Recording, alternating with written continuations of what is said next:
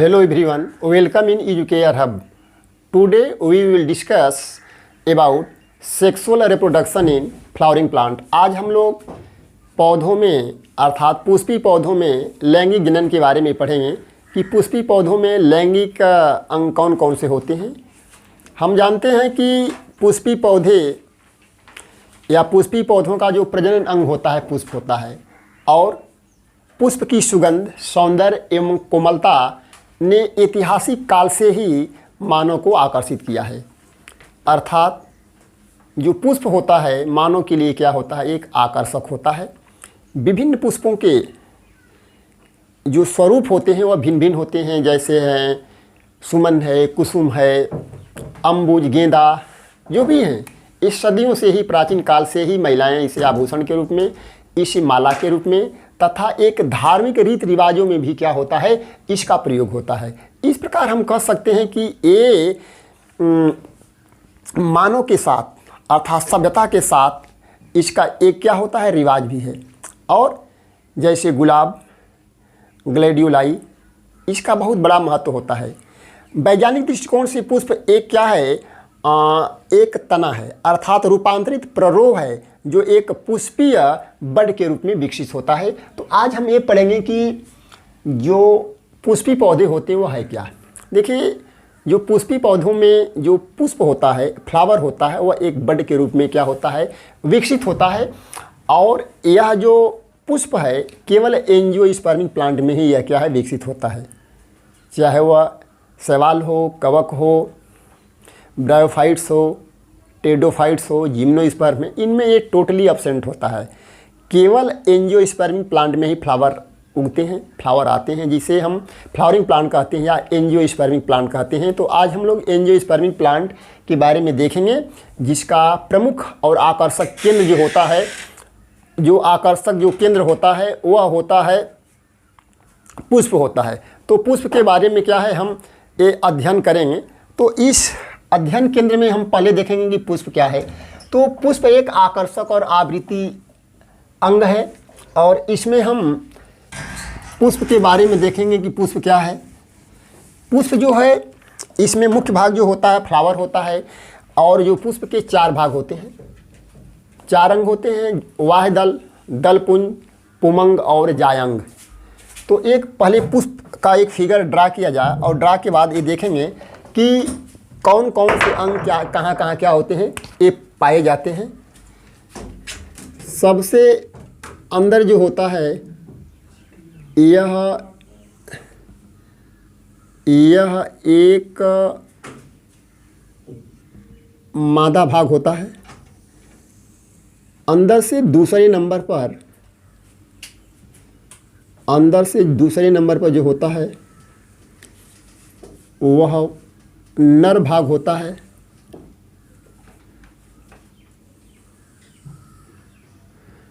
और तीसरे नंबर पर जो इसका भाग होता है, अंदर से तीसरा और बाहर से दूसरे नंबर पर, वह दलपुंज होता है। दलपुंज होता है। और जो तीसरे नंबर पर दलपुंज होता है उसका सबसे बाहरी भाग जो होता है वह वाह्यदल होता है। तो हमने देखा कि सबसे बाहर जो होता है वह सेपल्स होता है। सेपल्स, पेटल,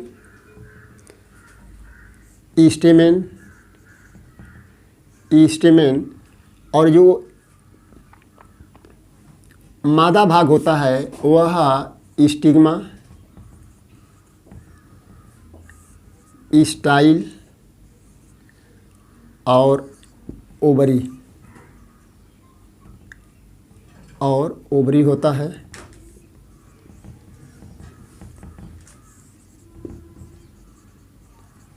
और ये पिस्टिली होता है या कार्पेल। हमने देखा कि पुष्प के चार भाग होते हैं और सबसे बाहर जो पुष्प का भाग होता है वह वाह्यदल होता है, अर्थात सबसे बाहर भाग वाह्यदल होता है। वाह्यदल, वाह्यदल पुंज, जिसको हम कैलिक्स के नाम से जानते हैं, यह कैलिक्स है। यह पुष्प का सबसे बाहरी भाग होता है और ये हरे रंग का होता है। यह outermost region of flower एक सर्किल के रूप में बाहर होता है। यह हरा होता है। यह सेक्सुअली इनर्ट होता है, अर्थात यह स्टेराइल होता है। लैंगिक में इसका कोई योगदान नहीं होता, अर्थात रिप्रोडक्शन में इसका कोई योगदान नहीं होता। ये हरे रंग का होता है और प्रकाश संश्लेषण में भी ये भाग लेता है। लेकिन जो कैलिक्स है, कैलिक्स का जो यूनिट है, उस यूनिट को हम सेपल्स बोलते हैं। सेपल्स, इसकी जो इकाई होती है सेपल्स, और जो सेपल का समूह होता है उसको कैलिक्स कहते हैं। माने ये पुष्प के जो सबसे बाहरी भाग हरे होते हैं, उस हरे वाले भाग में जो सबसे बाहर होता है वह सेपल्स होता है, और सेपल्स का जो समूह होता है वह कैलिक्स कहलाता है। कई सेपल्स मिलकर क्या है, वाह्य दल पुंज का अर्थात कैलिक्स का निर्माण करते हैं। पुष्प का जो द्वितीय चक्र होता है वह होता है करोला। वह करोला होता है, या इसे हम दल पुंज कहते हैं। यह दल पुंज होता है करोला। करोला इसको कहा जाए, करोला। यह रंगीन होता है। जितने पुष्प होते हैं उनमें जो रंगीन जो भाग होता है वह करोला होता है। अनेक प्रकार के आकर्षित होते हैं, और जो पुष्पों का हम कह सकते हैं कि जो पुष्पों का आकर्षण जो होता है इन्हीं करोला के द्वारा होता है, अर्थात ये रंगीन होते हैं। ये रंगीन होते हैं और इनका जो साइज है अनेक प्रकार का होता है। ये रंगीन भाग होते हैं करोला वाले भाग। जो इसका यूनिट होता है वह यूनिट जो होता है पेटल्स होता है, पेटल। और पेटल का जो समूह होता है वह करोला कहलाता है। मने पुष्प का द्वितीय चक्र जो होता है वह करोला होता है। मने कह सकते हैं कि इसका यूनिट पेटल्स होता है, और कई पेटल्स मिलकर करोला का निर्माण करते हैं। और पुष्प में जो विभिन्न प्रकार के लाल, पीला, नीला, बैगनी रंग होता है इन्हीं करोला के कारण, इन्हीं पेटल्स के कारण होता है। पुष्प का जो तृतीय चक्र होता है वह तृतीय चक्र वह स्टेमेन कहलाता है, अर्थात जो तृतीय चक्र होता है वह स्टेमेन कहलाता है, अर्थात जिसे हम एंडोसियम के नाम से जानते हैं।